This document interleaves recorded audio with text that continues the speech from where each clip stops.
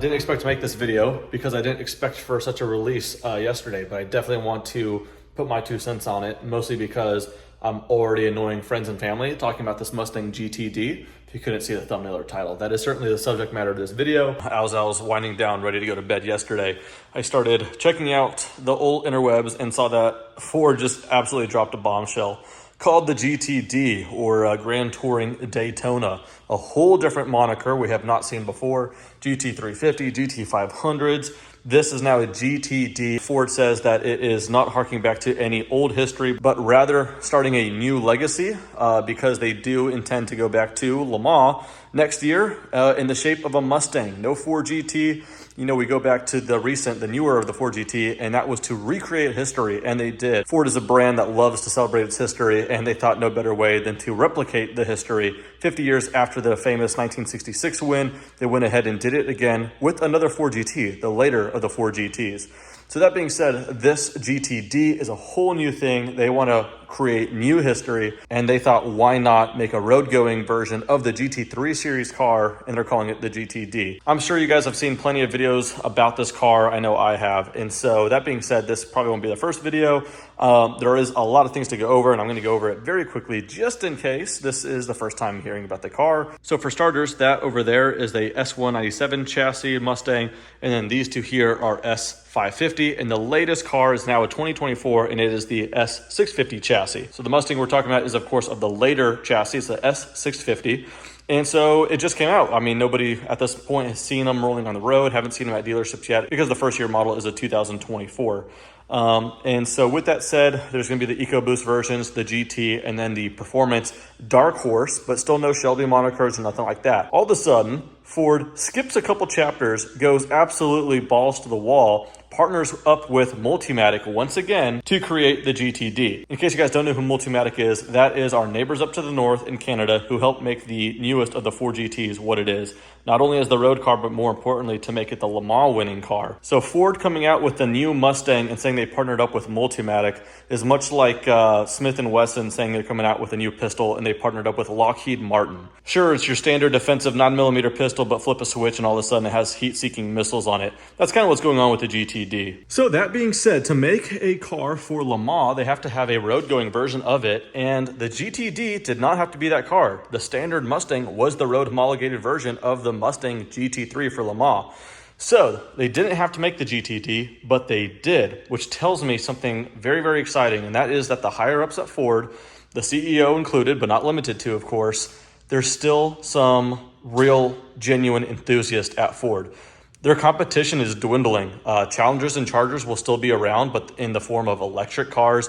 Camaro is starting to go away. So at the very moment Ford doesn't have to be competitive, they double down, triple down, whatever you want to say, and make the GTD. At this point, if you're not familiar with the GTD, all it is a couple letters to you. So let's go ahead and run through what makes this car so ridiculous. For starters, it's a road car, so now it doesn't have to meet the rules of a racing series. So it has things like active aero and way more power than the race car itself, because now it doesn't have to abide by those same rules. Let's talk about what powers the thing. It is in fact sourced from the GT500. So let's go ahead and pop the hood here.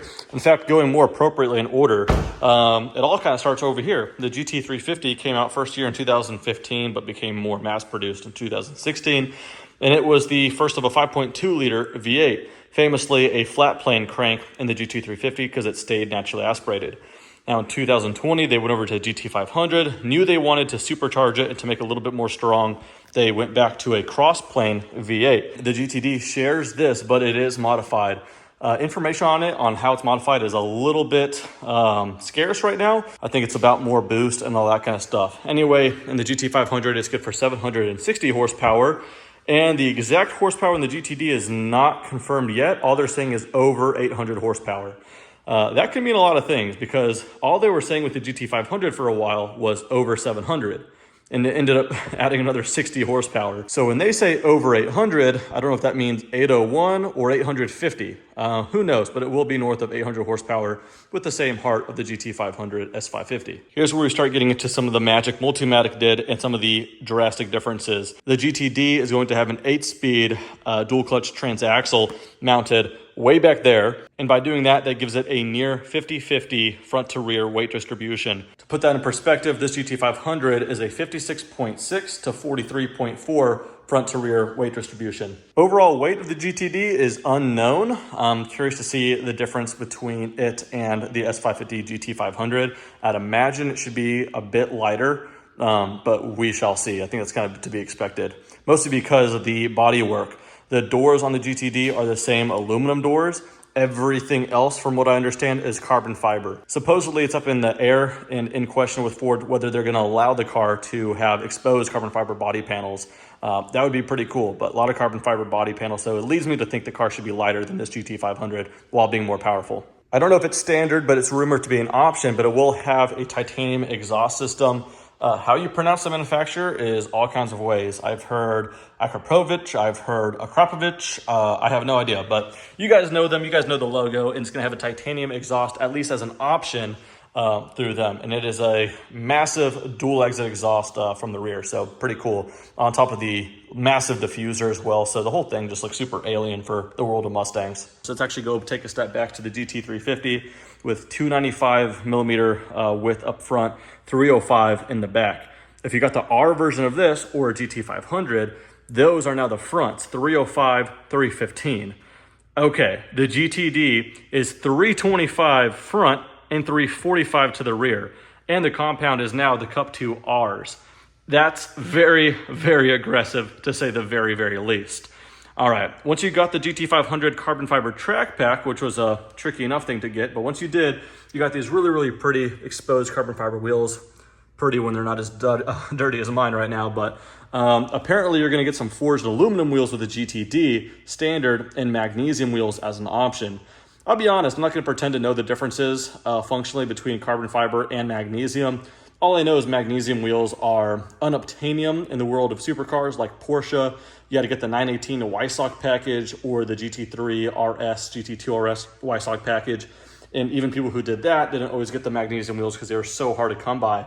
Now they're going to be optioned on a Mustang. Again, I'm not going to pretend I know the functional differences between carbon fiber wheels and magnesium, but I will say I do like the carbon fiber wheels a lot. So I don't know what the magnesium offers, but they do look good, and I'm sure they are featherweight, lightweight relatively. While we're down here, let's talk about the brakes. Massive, massive rotors on the GT500. No drills or slots or nothing like that. And just big old steel brakes. First time ever, GTD is going to have carbon ceramic brakes. I don't know the size of the disc yet, the rotors yet, but they do look massive. Even the brake calipers in the rear are larger than most performance cars' front brake calipers. Massive brakes, carbon ceramic, first time on a Mustang, very, very cool. I heard that similar to the newer 4GT, when you put it in the track or race mode and it drops, apparently the GTD will do that as well by 1.6 inches. So the car will just slam another 1.6 inches when you put it in the track only mode and then pop back up 1.6 inches on the normal driving, again, on that track or race mode. Kind of unconfirmed, haven't seen that in motion, but apparently that's one of the features that it's going to have as well. Apparently the big old wing sitting on the GTD is optional. I can't imagine being allocated a GTD and not going for the big wing. And it is mounted over by a C-pillar here and gets mounted over top like that swan neck, which a lot of things are doing nowadays. Very, very cool looking wing, and first time on a Mustang active aero as well. This right here has two positions, and you go ahead and adjust it between this pin and this pin. Right now it's in the slightly more aggressive setting, which is kind of hard to tell, but you can see the angle of attack is slightly low. The wing on the GTD, again, not only mounted here on the C-pillar, it's massive, but it has that secondary flap that can stall it or give some more downforce. Very similar to the GT3 RS. Smooth lines here, no cutout here. The GT350 did have a little pressure relieve going out from the front arch there. For some reason, they didn't feel like that was necessary on the GT500. This new GTD is absolutely sliced and diced up here. It looks ridiculous. Not only is it so much wider, but there are all these slats and this mesh. I've got to show you guys a picture here. But all the mesh and the slats that go all the way down here. I remember the first time I really started noticing pressure relieving like vents on the GT3 RS, for example, 991.1, and I thought it looked super mean. This makes the GT3 RS look apologetic. It's so cut up, it looks so menacing. Yeah, I cannot believe that that is coming from Ford directly like that. It just doesn't look street legal. The fact it is just absolutely amazing. So yeah, a lot of very aggressive, I would say borderline offensive amounts of design and aero, and I am all about it. Not a whole lot of information regarding this as well, but talking about some more aero. Supposedly there is going to be an option that is a full carbon fiber underbody with active aero as well.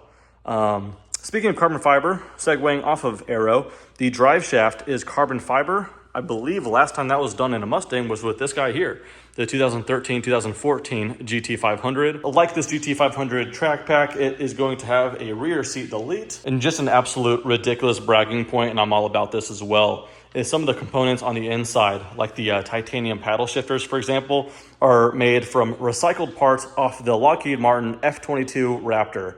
Because why not? If I got this car, I would so go to Cars and Coffee and say that my paddle shifters are made out of recycled F-22 Raptor components. I heard that they are so proud of the rear suspension that Multimatic came up with, in that it's like horizontally mounted like a race car, not so much a vertical strut. And they're so proud of it. It sits pretty high. Supposedly it's going to be visible through the back glass, the way like some supercars like to show off their engines back there.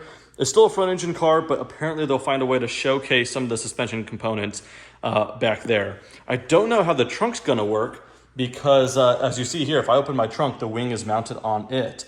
Now I do have a trunk in this car, plenty of space on it, but with the GTD, the wing is mounted here, sits here, so I don't think the trunk can even open. On top of that, instead of having this solid piece, it's mesh, and there's like these the transaxle coolers back there. So I don't know if you're gonna have a trunk with this car. Oddly enough, similar to the hood pins on this GT500 right there and there, the trunk has those, we'll call them trunk pins now, here and there. So I don't know if you just remove carefully the trunk and slide it off if you need to maintain something there. So I don't know if the GTD is gonna have a trunk, but I don't think the customers even care. So if you haven't picked up on it by now, Ford as a whole, and certainly this specific GTD, is very aggressive, ambitious as well. They're gonna start racing next year, and they got strong beliefs that they will be dominant, and I'm really looking forward to seeing it. You could bet that I'll be rooting for them as well. But the GTD is just a very exciting and aggressive proposition here. I will say this as well, being a fan of many manufacturers, whether you could believe it or not, I am, if you can't tell there, I'm a massive Porsche fan as well. Love me some Porsche, but I'll tell you what, something about Ford in their actual press video, simply calling out other names rather than pretending they don't exist. A lot of that happens nowadays where people just, you know, legally speaking or whatever, they don't want to mention other brands. Ford in their own press video, Jim Farley, the CEO, straight up said that he wants to see brands like Porsche, Mercedes, Aston Martin, he wants to see them sweat a little bit. He just says that in the video, and I think that is very cool, and I think that's really only ever done by a proper car enthusiast. I'm not just an overall Porsche fan, but specifically their GT series of cars, the GT3s and 3RS in particular, and those cars wouldn't be what they are if it wasn't for one man named Andreas. You've probably seen him plenty on YouTube.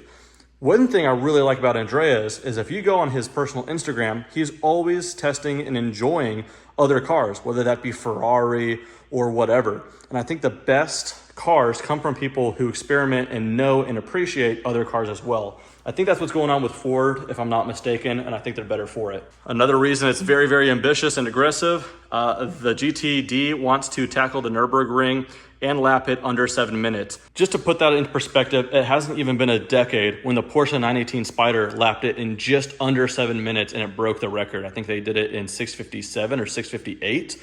And now all of a sudden, 9 years later, a Mustang very well might do it. Let's address the elephant in the room, and that would be the price point. First, let's start over here. The 2014 GT500. It wasn't necessarily cheap, but put in perspective, the performance it gave you, the horsepower, the top speed being over 200 miles an hour, what it competed with at the time put this into a very, very obtainable price point. For me, the GT350 and that series of cars did the same thing, but a whole different level. That was more muscle car. This is more sports car, but it gave you a lot of the things that you might appreciate in a European sports car for around $60,000.